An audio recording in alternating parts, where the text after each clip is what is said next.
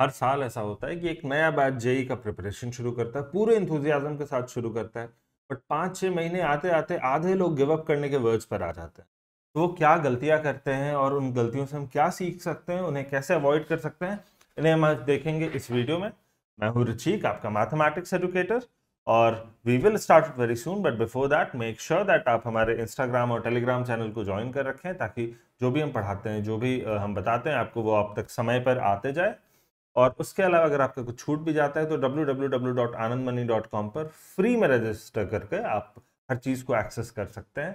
तो make sure that you make use of it, and let's start with the mistake number 1, with the first mistake, that is having too many sources. अब क्या होता है ना कि बच्चे जब 10th में पढ़ते हैं, जब आप लोग 10th में होंगे, तो कुछ गिनी चुनी 3-4 किताबें होती हैं एक सब्जेक्ट में, मैक्सिमम 3-4 होती हैं, कई बार तो 1 ही 2 होती हैं, जिनसे आप पढ़ लो तो यू वेरी श्योर कि you can do well in exam, और आप हर चीज़ को समझ गए हो, हर तरह के क्वेश्चंस को देख लियो जो कि आ सकता है।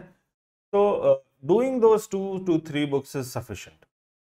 11th-12th में क्या होता है ना कि जैसे ही आप आते हैं, 4 लोग आपको बताते हैं कि भाई फॉरेन ऑथर की किताब पढ़ो, कुछ रशियन किताबें उठा लो, कुछ अमेरिकन किताबें उठा लो, फिर अपने इंडिया में एक से एक किताबें लिखी जा रही है, हर साल आई थिंक हज़ारों नई किताबें लॉन्च हो रही हैं और अपडेट हो रही हैं। तो क्या होता है ना कि we get overwhelmed by the number of resources, की किताबें बहुत सारी है। उसी तरह अगर आप ऑनलाइन रिसोर्सेज प्रेफर करते हो, तो ऑनलाइन रिसोर्सेज भी आपके पास बहुत मिलेंगे, एक से एक वेबसाइट हैं और सारे अच्छे हैं, कोई बुरे नहीं, बट जब बहुत ज़्यादा मटेरियल रहता है हमारे पास कवर करने के लिए, तो we end up covering none of them. तो ऐसा हमेशा होना चाहिए कि more than focusing your energy on solving 10 different books और स्टडिंग फ्रॉम 10 डिफरेंट सोर्सेज, मैं कहूँगा कि आप एक सोर्स, एक किताब को चुनो, उसको 10 बार बना लो, वो ज़्यादा बेटर होगा। ऑफ कोर्स एक किताब से हमारा काम नहीं चलेगा, तो उसके लिए मैं हूँ, मैं बताते रहूँगा कब कौन से किताब का कौन सा पार्ट आपको बनाना है। ऐसा ज़रूरी नहीं कि जो भी किताब आप उठाएं आप एंड टू एंड उसे पढ़ें, एंड टू एंड उसे बनाएं। थोड़ा स्मार्ट वर्क यहाँ करना पड़ता है, और मोर देन नोइंग कि हमें क्या पढ़ना है, वी हैव टू नो कि हमें क्या नहीं पढ़ना है, क्योंकि जो मटेरियल है out there to study, it's huge and it's not even coverable in 2 years. So make sure that you are smart about choosing your sources, और जितना आप पढ़ सकते हो उससे ज़्यादा अपने प्लेट पर मत लो, एक बार में लिमिटेड चीज़ लो कि हाँ भाई ये पढ़ेंगे और स्टिक टू दैट, है ना। उसके अलावा एक और सोर्सेज होते हैं ऑफ एडवाइस कि आप अपने 4 फ्रेंड से पूछते हो, 4 सीनियर से पूछते हो, 4 टीचर से पूछते हो, आपके पड़ोस में किसी के चचेरे भाई ने आईआईटी निकाला होगा, आप उनका नंबर निकाल के उनसे पूछते हो। तो क्या होता है ना कि जब आप 15-20 अलग अलग सोर्सेज से अलग अलग एडवाइस लेते हो, तो आपके पास 15-20 अलग अलग एडवाइस आते हैं, और कई बार वो कॉन्ट्राडिक्टरी होते हैं। तो यू शुड अगेन सेलेक्ट कि आप किन से एडवाइस लोगे। ऑफ कोर्स लाइफ में 1-2 मेंटोर होना बहुत ज़रूरी है। एक बार आपने चुन लिया, फिर आप उनके एडवाइस को फॉलो करो, ब्लाइंडली फॉलो करो तो मैं नहीं बोलूँगा, बट फॉलो करो, अपना विवेक से ज़रूर काम लो।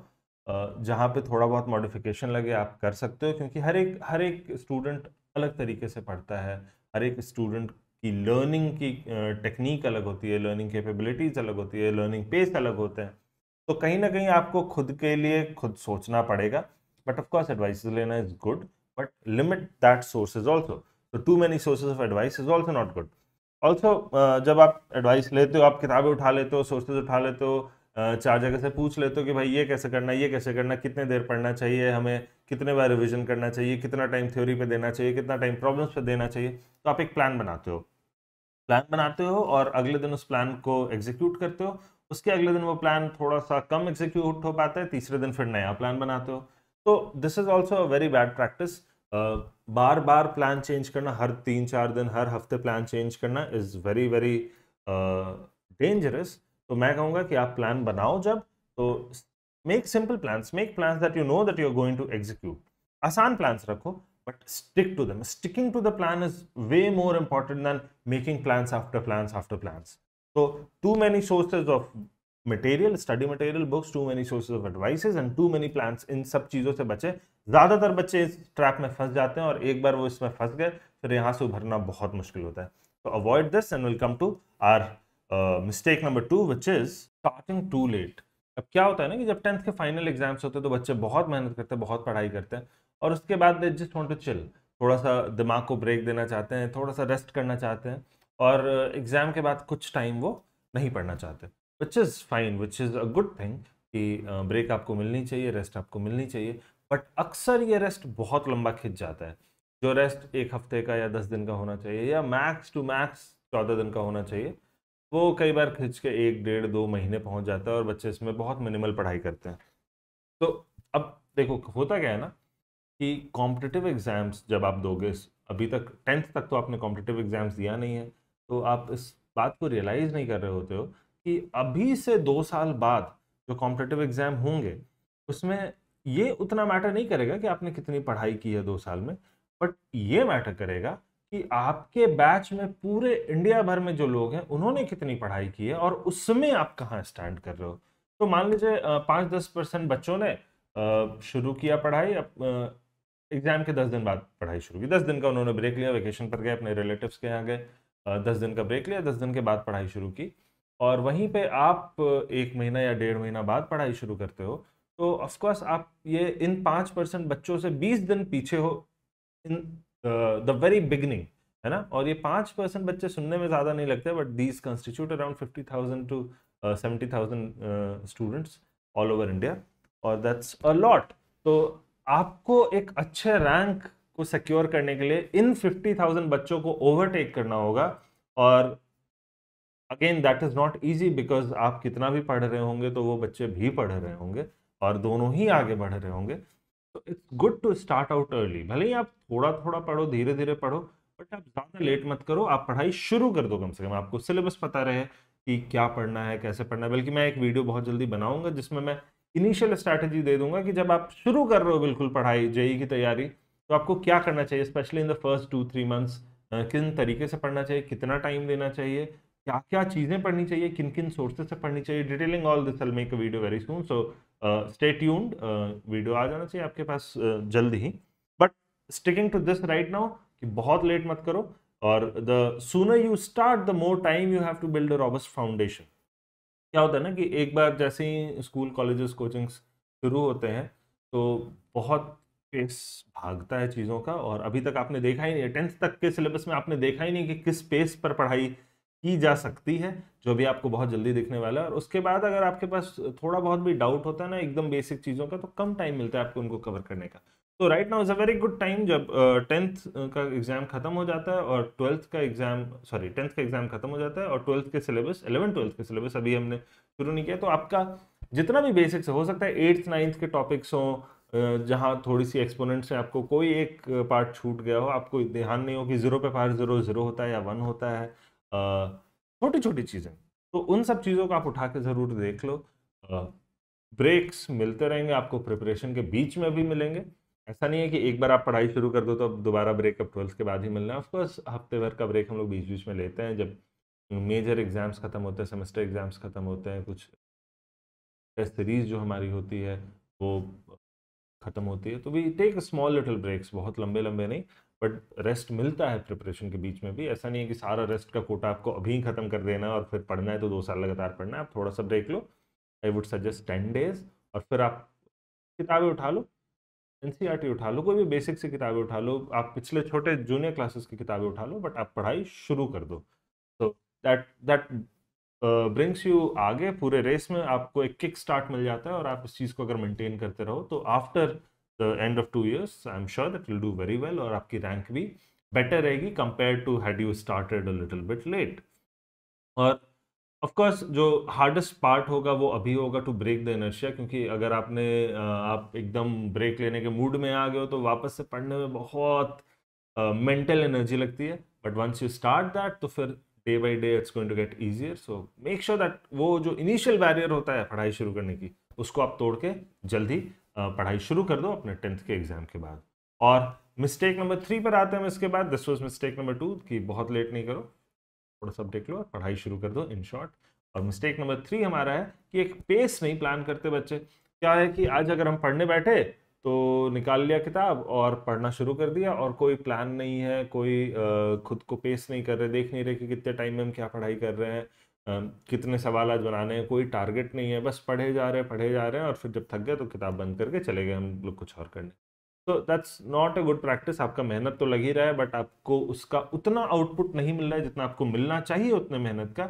और अगर आपका कोई कॉम्पिटिटर उसी उतना ही मेहनत कर रहा है बट एक पेस को प्लान करके कर रहा है, अपने डेली टारगेट्स बना रहा है और खुद को ट्रैक कर रहा है अपने प्रोग्रेस को, तो he will be doing much much much, he or she will be doing much more better than if he was simply studying बिना किसी प्लान के। तो क्या कर सकते हैं हम लोग?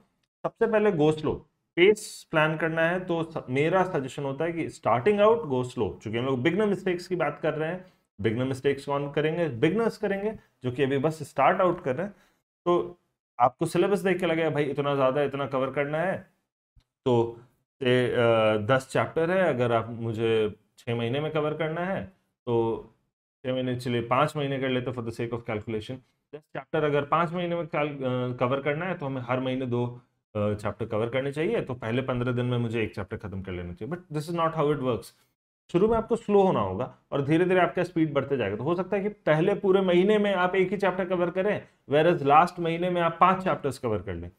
मैं एग्जाम्पल के लिए बोल रहा हूँ, अभी वो एक्चुअल प्लान नहीं है कि पहला महीना में हम बस 1 चैप्टर पढ़ के रुक जाएं। This is not the actual plan, but for the sake of example मैं एक नंबर ले रहा हूँ रैंडम सा।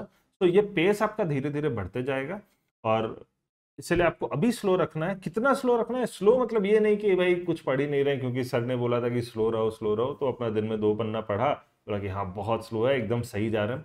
नहीं, that's being lazy, that's not being slow. Being slow मतलब you are studying at the fastest pace, जहां आपको हर एक वर्ड, हर एक लाइन समझ में आ रहा है और अगर जो भी आपने पढ़ा उससे अगर आपसे कुछ भी पूछा जाए तो आप उसका जवाब दे सकते हो। अब इसका क्या मतलब है? फास्टेस्ट पेस, ये सबको करते हुए जो मैक्सिमम पेस पे आप पढ़ सकते हो आपको उसमें पढ़ना चाहिए, बट नॉट एनी फास्टर। इतना फास्ट आपको नहीं होना। अगर आपको एक वर्ड भी नहीं समझ में आया और आप आगे बढ़ रहे हो, स्लो डाउन।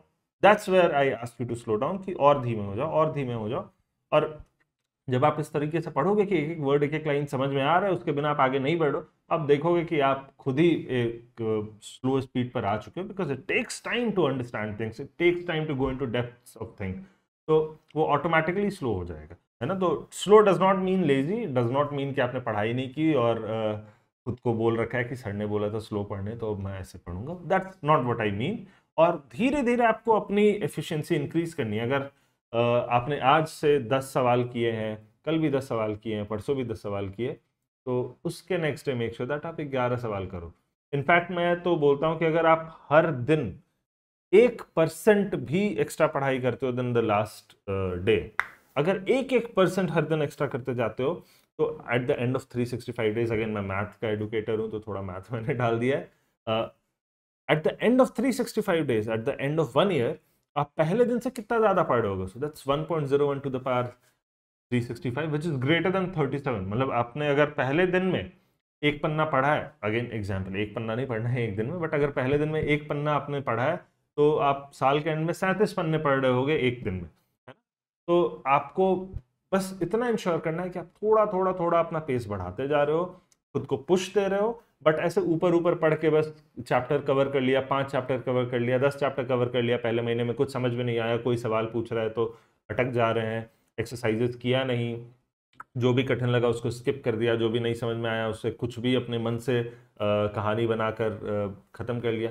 वो नहीं करना हमें समझते हुए बढ़ना है, हमें चीज़ों को पूरा एब्जॉर्ब करना है, उनके डेप्थ में जाना है और तब बढ़ना है। और this automatically brings you down in speed, but आपको फिर भी अपने तरफ से पुश किया रहना है और एटलीस्ट 1% ज़्यादा आपको पढ़ना है हर दिन देन द लास्ट डे।